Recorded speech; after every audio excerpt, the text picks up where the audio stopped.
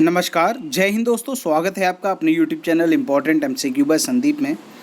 दोस्तों, UP TET 2021 की तैयारी के अंतर्गत पर्यावरण अध्ययन के आज हम 15 प्रश्न फिर से लेकर हाजिर हुए हैं। ये प्रश्न मोस्ट इम्पॉर्टेंट प्रश्न है और दोस्तों इस वीडियो में जो मैंने टेस्ट 15 प्रश्नों का लिया, इसमें आपके कम से कम 12 तो सही होने ही चाहिए।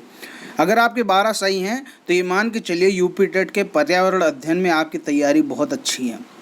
वीडियो को शुरू करने से पहले एक चीज़ बता दूं कि लास्ट में मैंने एक विशेष प्रश्न भी पूछा है।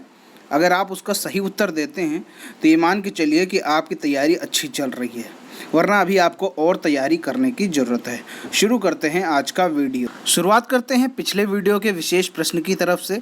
तो यहाँ पर पिछले वीडियो में विशेष प्रश्न पूछा गया था, प्रभु तुम्हें दीर्घायु प्रदान करे। इसमें कौन सा ऑप्शन सही है? इच्छावाचक, विस्मयवाचक, संदेहवाचक, इनमें से कोई नहीं। तो प्रभु तुम्हें दीर्घायु प्रदान करे, ये इच्छावाचक वाक्य है। आज का जो पहला प्रश्न है, टुंड्रा प्रदेश के निवासियों के आवास कहलाते हैं क्रॉल, ट्यूपिक, इग्लू या फिर घर। अगर आपको सही उत्तर आता है तो नीचे कमेंट में ज़रूर बताते रहिए और लास्ट में अपना स्कोर भी नीचे कमेंट में बताइएगा कि आपके 15 प्रश्नों में कुल कितने प्रश्न सही हुए हैं, कितने उत्तर आपके सही हुए हैं। टुंड्रा प्रदेश के निवासियों के आवास क्या कहलाते हैं? तो टुंड्रा प्रदेश के निवासियों के आवास बर्फ़ के बने होते हैं और यहाँ पर बर्फ़ का जो बना हुआ घर है वो है इग्लू। अगला यहाँ पर जो प्रश्न है, माइटोसिस शब्द का प्रयोग सर्वप्रथम किसने किया? मतलब माइटोसिस शब्द का प्रयोग सबसे पहले किसने किया था? झींगेबार, फ्लेमिंग, मेंडल या फिर कोई नहीं। तो माइटोसिस शब्द का प्रयोग किसने किया? नीचे कमेंट में बताइए अगर आपको मालूम है। तो माइटोसिस शब्द का प्रयोग फ्लेमिंग ने सबसे पहले किया था 1882 में। आगे देखिए, अगला जो प्रश्न है यहाँ पर, ट्रेकोमा किस अंग को प्रभावित करता है? नीचे कमेंट में सही उत्तर बताइए अगर आपको मालूम है ट्रेकोमा किस अंग को प्रभावित करता है। फेफड़ा, किडनी, हाथ, आँख। नीचे कमेंट में बताइए। जो ट्रेकोमा है वो आँख को प्रभावित करता है। जब ट्रेकोमा हो जाता है तो आँखें बहुत ज़्यादा आपकी लाल हो जाती हैं। अगला यहाँ पर जो प्रश्न है, भाबर व तराई का क्षेत्र किस प्रदेश में देखने को मिलता है? भाबर व तराई का क्षेत्र क्या क्या ये होता क्या है? सबसे पहले तो यही समझ लो। देखो, जो हिमालय का जो निचला भाग है और पर्वतीय भाग है, इन दोनों के बीच का जो एरिया होता है वो भाबर और तराई का एरिया कहलाता है। ठीक है। अब जो भाबर होता है वो ऊपरी हिस्सा होता है और जो तराई होता है वो निचला हिस्सा होता है। अब यहाँ पर आपको ये बताना है ये किस प्रदेश में देखने को मिलता है। तो ये उत्तर प्रदेश और उत्तराखंड में देखने को मिलता है। ये क्वेश्चन, इससे संबंधित क्वेश्चन अभी हाल ही में यूपी टेट में पूछा भी जा चुका है और वो विवादित क्वेश्चन रहा था, क्योंकि ऑप्शन में उत्तराखंड और उत्तर प्रदेश दोनों दे दिया था, जबकि इसका जो सही उत्तर है वो उत्तर प्रदेश और उत्तराखंड दोनों सही उत्तर है। यहाँ पर आपके सामने उत्तर प्रदेश ऑप्शन में है तो उत्तर प्रदेश सही कर देंगे। अगला यहाँ पर जो प्रश्न है, उत्तर प्रदेश में मत्स्य विभाग की स्थापना कब की गई? उत्तर प्रदेश में मत्स्य विभाग की स्थापना कब की गई? नीचे कमेंट में सही उत्तर आता है तो बता दीजिए। 1956, 1966, 1976, 1986। तो उत्तर प्रदेश में मत्स्य विभाग की स्थापना 1966 में की गई। अगला यहाँ पर जो प्रश्न है, निम्न में कौन सी नदी डेल्टा नहीं बनाती? कौन सी नदी डेल्टा नहीं बनाती? नीचे कमेंट में अगर आपको उत्तर आता है तो बता दीजिए। गंगा, गोदावरी, महानदी या फिर ताप्ती। तो यहाँ पर कौन सी नदी है जो डेल्टा नहीं बनाती? देखो, गंगा, गोदावरी और महानदी ये तीनों डेल्टा बनाती हैं, लेकिन जो आपकी ताप्ती नदी है ये डेल्टा नहीं बनाती।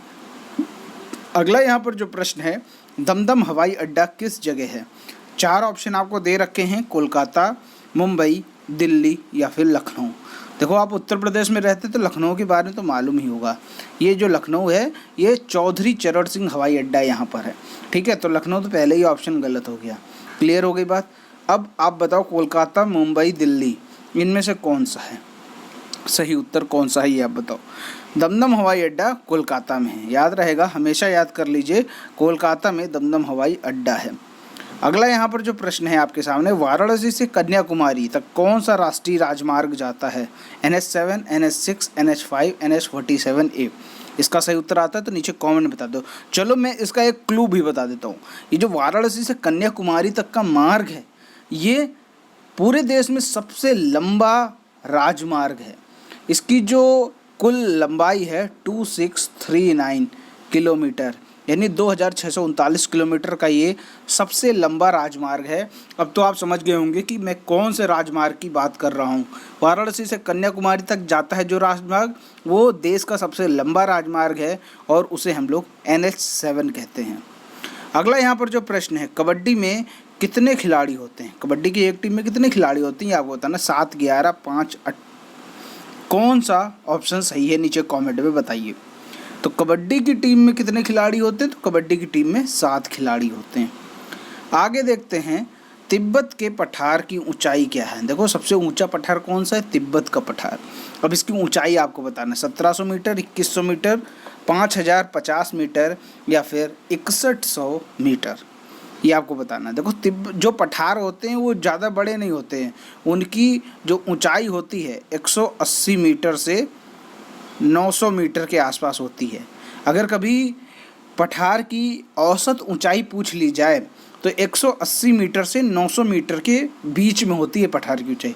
लेकिन कुछ पठार हैं जो काफ़ी ज़्यादा ऊंचे हैं, जैसे बोलीविया का पठार, तिब्बत का पठार। अब यहाँ पर तिब्बत के पठार की ऊंचाई पूछी जा रही। देखो बोलीविया का पठार है वो करीबन 3600 मीटर के आसपास है। 3600, अगर मैं सही हूँ तो 3600 मीटर के आसपास इसकी एग्जैक्ट ऊंचाई है। लेकिन तिब्बत के पठार की ऊंचाई की बात करें तो ये है आपका 6100 मीटर। क्लियर हो गई बात। अगला यहाँ पर जो प्रश्न है, संघ सूची में कितने विषय हैं? 52, 61, 100, 395। तो जो भी सही उत्तर है नीचे कमेंट में बताइए कि संघ सूची में कितने विषय हैं। देखो 3 तरह की सूचियाँ होती हैं, संघ सूची, राज्य सूची और समवर्ती सूची। ठीक है, संघ सूची का हम बाद में बताएंगे, पहले राज्य सूची की बात करें तो राज्य सूची में 61 विषय होते हैं। ठीक है, राज्य सूची में 61 विषय।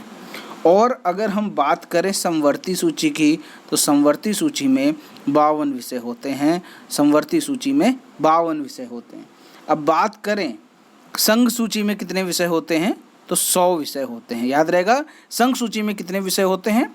100 विषय होते हैं। अब इसका मतलब क्या है कि विषय होते हैं? देखो जो संघ सूची होती है उसमें जो कानून बनते हैं या फिर कोई फैसला लिया जाता है तो वो फैसला लेने का अधिकार सिर्फ और सिर्फ केंद्र सरकार को होता है। ठीक है, राज्य की बात करें, राज्य सूची क्या है? राज्य सूची के अंतर्गत निर्णय लिए जाते हैं या कानून बनाए जाते हैं, उन पर निर्णय या कानून बनाने का जो अधिकार होता है वो सिर्फ और सिर्फ राज्य को होता है। लेकिन अगर बात करें समवर्ती की, समवर्ती में क्या होता है? राज्य और केंद्र सरकार दोनों मिलकर कोई कानून बनाते हैं या दोनों मिलकर कोई किसी मुद्दे पर फैसला लिया जाता है। तो ये इन तीनों में डिफरेंस है। उम्मीद करता हूँ तीनों के बारे में समझ गए होंगे और तीनों में कितने कितने विषय हैं वो भी आप समझ गए। अगर आपको नहीं समझ में आया तो आप इसको कहीं पर नोट डाउन भी कर लीजिए। आगे देखते हैं, अगला प्रश्न है, प्रथम आपदा प्रबंधन प्रशिक्षण संस्थान की स्थापना कहाँ हुई? यानी पहले जो देश का पहला आपदा प्रबंधन प्रशिक्षण संस्थान है उसकी स्थापना कहाँ हुई? गुजरात, राजस्थान, महाराष्ट्र या फिर पंजाब? तो इसका जो सही उत्तर है अगर आपको आता है तो नीचे कमेंट बता दीजिए। तो देश के जो पहला आपदा प्रबंधन प्रशिक्षण संस्थान था वो महाराष्ट्र में शुरू किया गया था। कब शुरू किया गया? कहाँ शुरू किया? महाराष्ट्र में। अगला यहाँ पर जो प्रश्न है, दाब का मात्रक है। बहुत आसान क्वेश्चन है, अगर ये भी आपसे गलत हो गया तो फिर बहुत बुरी बात है। जूल, पास्कल, केल्विन या फिर मोल? दाब का मात्रक है। देखो जूल किसका मात्रक है? जूल मात्रक है कार्य का। किसका मात्रक है? कार्य का। पास्कल किसका मात्रक है? ये मात्रक है दाब का। क्लियर हो गई बात। केल्विन आपको मालूम होगा ये ताप का मात्रक है और जो मोल है, मोल किसका है? ये पदार्थ की मात्रा का मात्रक है। पदार्थ की मात्रा। समझ गए? चारों के बारे में मैंने बता दिया। जो कार्य का मात्रक है वो जूल, दाब का मात्रक है पास्कल, ताप का मात्रक है केल्विन और पदार्थ की मात्रा का जो मात्रक है वो है आपका मोल। क्लियर हो गई? तो यहाँ पर जो सही उत्तर होगा आपका ये हो जाएगा पास्कल। प्रश्न संख्या 14 है आपके सामने, निम्न में से किसके संचरण हेतु माध्यम की आवश्यकता नहीं होती? आपको मालूम है किसी भी चीज़ के संचरण के लिए माध्यम की आवश्यकता होती है, आपने पढ़ा होगा साइंस में।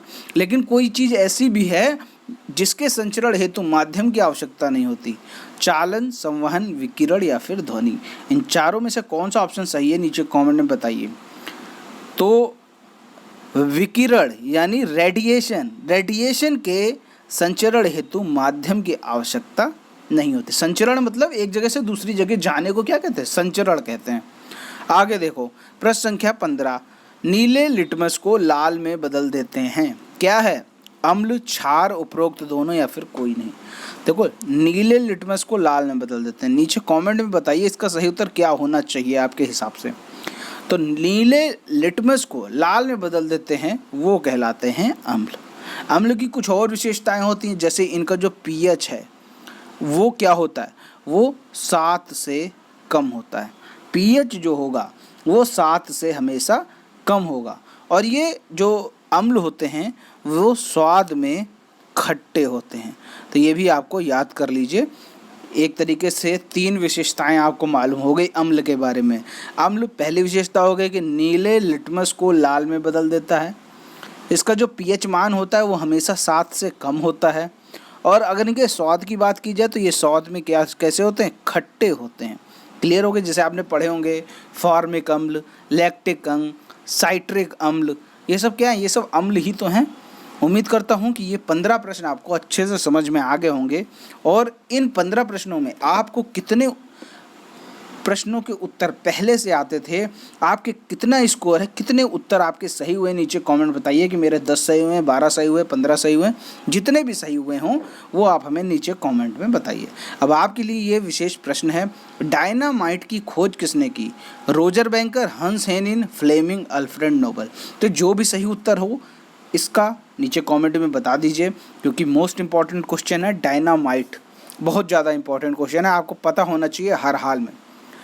तो उम्मीद करता हूँ ये 15 प्रश्न आपको अच्छे से समझ में आ गए। अगर कोई भी डाउट हो या कोई डिमांड हो तो नीचे कमेंट में ज़रूर बताइएगा। और वीडियो पसंद आया हो तो वीडियो को लाइक करें, शेयर करें, और चैनल को सब्सक्राइब नहीं किया तो चैनल को सब्सक्राइब जरूर कर लें, ताकि ऐसे ही वीडियो का नोटिफिकेशन आपको लगातार मिलता रहे। मिलते हैं दोस्तों अगले वीडियो में, तब तक के लिए जय हिंद, जय भारत।